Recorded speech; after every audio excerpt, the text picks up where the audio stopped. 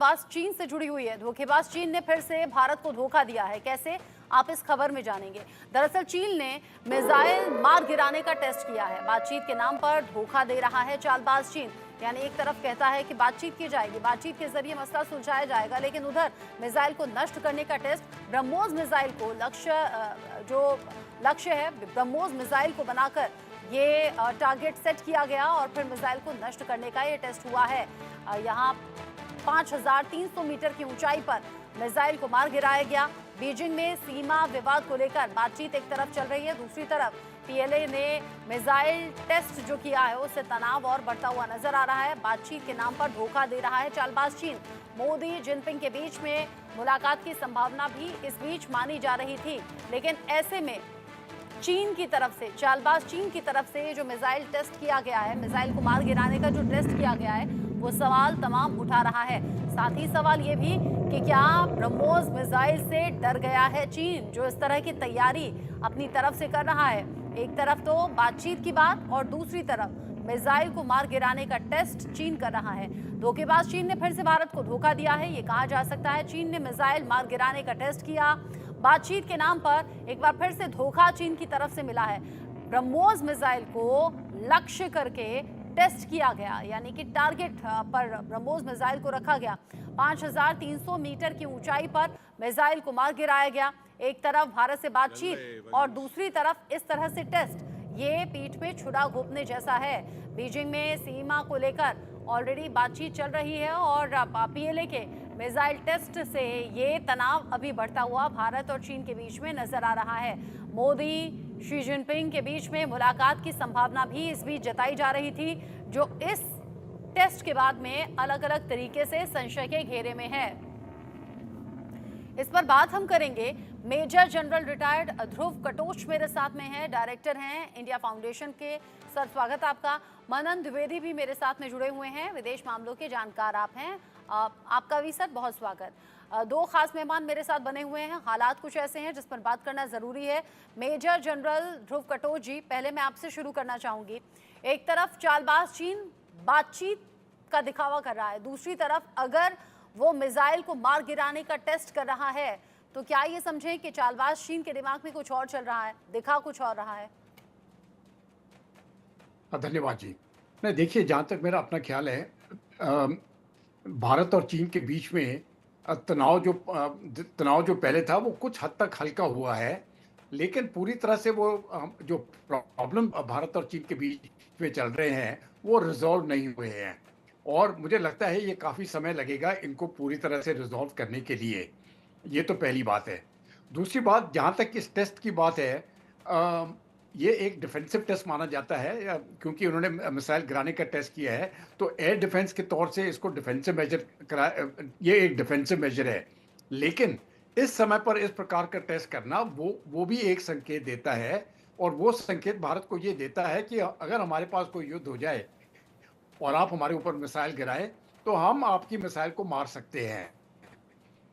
तो एक तरफ से ये चेतावनी है भारत के लिए, और इस समय पर ये चेतावनी देना ये साफ जाहिर है कि वो सिग्नल ये दे रहा है कि बातचीत, तो अगर हम बातचीत कर भी रहे हैं, हम युद्ध के लिए भी तैयारी कर रहे हैं। तो मेरे अपने ख्याल से ये संकेत सही नहीं है, और अब जब तक पूरा मामला भारत और चीन के बीच में सुलझा नहीं जाता है, भारत को अपनी सेना वहां से किसी भी तरह से कम नहीं करना चाहिए, और अपनी तैयारी वहां पर किसी भी तरह से कम नहीं करना चाहिए। आप कह रहे हैं कि सेना को किसी तरीके से कम ना किया जाए। एक तरफ लद्दाख के पास ही पीएलए की तरफ से हरकतें जारी, और दूसरी तरफ इस तरीके से मिसाइल को हवा में मार करने का जो टेस्ट किया गया है वो संशय को और ज़्यादा बढ़ा रहा है। मनन द्विवेदी जी, एक तरफ तो बातचीत का दिखावा, और ये सेम उस डे हुआ है जिस दिन बातचीत हुई है, और इन सभी हालातों के बीच में पीएम मोदी और शी जिनपिंग की मुलाकात की संभावना भी थी। अब इस टेस्ट के बाद में जब खबरें बहुत ज्यादा बढ़ गई हैं कि चीन फिर से कोई चालबाजी में लगा हुआ है, जुटा हुआ है, इस मुलाकात की संभावना को आप कैसे देखते हैं? जी, मैं यहाँ पर ये कहना चाहूंगा कि ब्रिक्स की तरफ से, ब्रिक्स की जो मीटिंग होने वाली है अभी, उसमें शायद ऐसा हो सके कि प्रधानमंत्री नरेंद्र मोदी और शी जिनपिंग मिलेंगे और आगे बातचीत करेंगे। पर मैं यहाँ पर ये कहना चाहूंगा कि जयशंकर जी ने जो अभी जो स्टेटमेंट कुछ वेस्टर्न थिंक टैंक्स को दिए हैं, उन पे भी हमें एक निगाह डालनी चाहिए। उन्होंने कहा है, पर उन्होंने दो बातें बोली हैं। पहली बात उन्होंने ये बोली कि 75% जो मामले हैं, सीमा के जो व्यवधान है, सीमा का जो कलह है भारत और चीन के बीच में, वो 75% की हद तक सॉल्व हो चुके हैं। फिर उन्होंने इसमें एक राइडर जोड़ा। उन्होंने ये राइडर ये जोड़ा कि डी एस्केलेशन की बातचीत चल रही है और डिसएंगेजमेंट का जो मसला है उसमें 75% प्रोग्रेस हो चुकी है।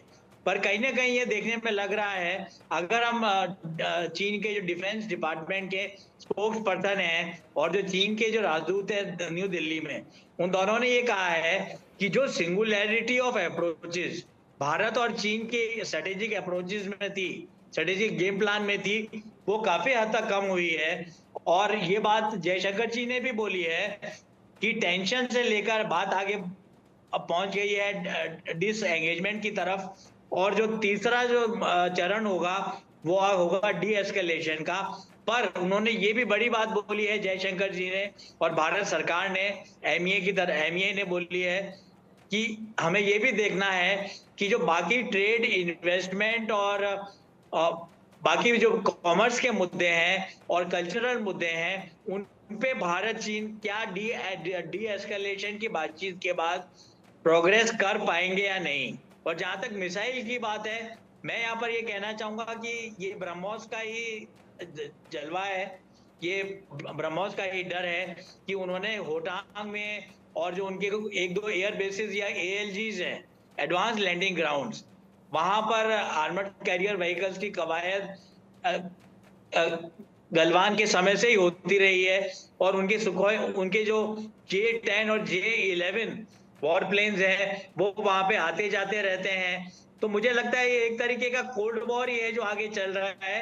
पर हमें ये देखना चाहिए कि जो पेट्रोलिंग की सुविधा, जो पेट्रोलिंग की जो फैसिलिटी थी, सेफ्टी और सिक्योरिटी थी भारतीय सेना को, भारतीय फोर्सेस को, वो थोड़ी गलवान क्राइसिस के बाद कम हुई है पेट्रोलिंग की। और 2012 में अगर हम पीछे जाएं, मैं बात अपनी खत्म करूंगा, तो प्राइम मिनिस्टर मनमोहन सिंह के टाइम भी एक ट्रीटी हुई थी भारत और चीन के बीच में, जिसमें कहा गया था कि जब अगर पेट्रोलिंग करते हुए चीनी और भारतीय सैनिक एक दूसरे के आमने सामने आ जाएं तो वो युद्धरत नहीं होंगे, एक दूसरे पे पत्थरबाजी या जो नॉन फायरिंग एस्केलेशन है वो नहीं होगा। तो मुझे ऐसा लगता है चीन की दोहरी नीति है, चीन की हिपोक्रेटिक और संदेहास्पद और काफी सस्पिशियस नीति है, जिसके चलते एक तरफ तो वे बात करते हैं और एक तरफ वे भारत को थ्रेटन करने का भी प्रयास करते रहते हैं। ये कोई नई बात नहीं है, हाँ। 1962 से ये बात देखी गई। और अंतिम बात मैं यहाँ पर ये कहना चाहूंगा कि जब ममल्लापुरम में मोदी जी ने शी जिनपिंग को 4-5 वर्षों पहले होस्ट किया था, महाबलीपुरम का नाम है नया, तो उस समय तुरंत ही गालवान हुआ, उस समय बॉर्डर में डिस्टर्बेंसेस हुए और कई ऐसे इंसिडेंट हुए जिससे भारत और चीन के संबंधों में तल्खी आई। मैं यहाँ पर यही बात कहना चाहूँ। अब जो तल्खी आई, क्या वो आगे बरकरार रहने वाली है? क्योंकि ये जो टेस्ट हुआ है, ये